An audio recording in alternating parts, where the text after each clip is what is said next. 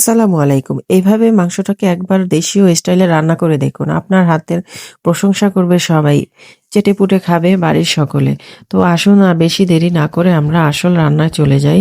মাংস তো সবাই রান্না করতে পারি। তবে এই পদ্ধতিটা খুবই মজাদার হয়, তাই আপনাদের সাথে শেয়ার করলাম।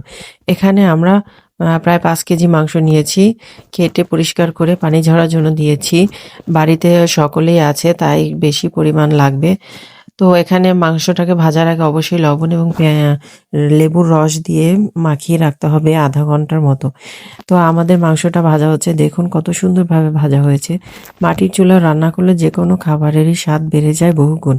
তো মাটির চুলা আসলেই একটা স্বাদের জায়গা, যেটা গ্যাসের চুলায় এতটা টেস্টি হয় না। মাটির চুলার খাবারের স্বাদ বহুগুণ বেড়ে যায়। তো এখানে আমাদের মাংসগুলো খুব ক্রিস্পি ভাবে ভাজা হচ্ছে। মাংসটাকে দেখেই কতটা লোভনীয় লাগছে। যে কোনো রান্নার ক্ষেত্রেই আপনাকে অবশ্যই মশলার দিকে নজর দিতে হবে। মশলার কম্বিনেশনটা সুন্দরভাবে ব্যালেন্স করতে হবে। মশলা কিন্তু কম বেশি হলে খাবারের স্বাদ ততটা ভালো হয় না। তো আমরা এখানে মশলা রেডি করে নিচ্ছি। এখানে আমাদের পেঁয়াজ কাটা আছে, পেঁয়াজ বাটাও রেখেছি সীমিত পরিসরে, এবং আদা রসুন বাটা। একদম সীমিত মশলা, এখানে কোনো বাড়তি মশলা আমরা ব্যবহার করিনি। যেহেতু গ্রামের বাড়িতে বাইরের ঢাকার মতো এতটা মশলা খাওয়া হয় না। যে কোনো অনুষ্ঠানেই সহজভাবেই রান্না করা হয়, কিন্তু স্বাদ হয় বহুগুণ। তো আমরা সেভাবেই রান্না করব। আজকে দেখুন আমরা মশলা সব দিয়ে কষিয়ে নিচ্ছি। মশলা আসলে সুন্দরভাবে না কষালে একটা বাজে একটা স্মেল আসে। তো আমাদের মাংসের পরিমাণ বেশি, তাই আমরা এখানে দুভাগ করে নিয়েছি।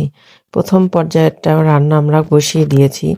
দেখুন মাংসটা মশলার সাথে মিশে যাচ্ছে এবং খুব সুন্দর একটা স্মেল বের হয়েছে, যেটা আপনারা পাচ্ছেন না, কিন্তু দেখতে কিন্তু বেশ চমৎকার লাগছে, লোভনীয়। সত্যি বলছি, এভাবে একবার রান্না করে দেখুন, সবাই আপনার প্রশংসা করবে।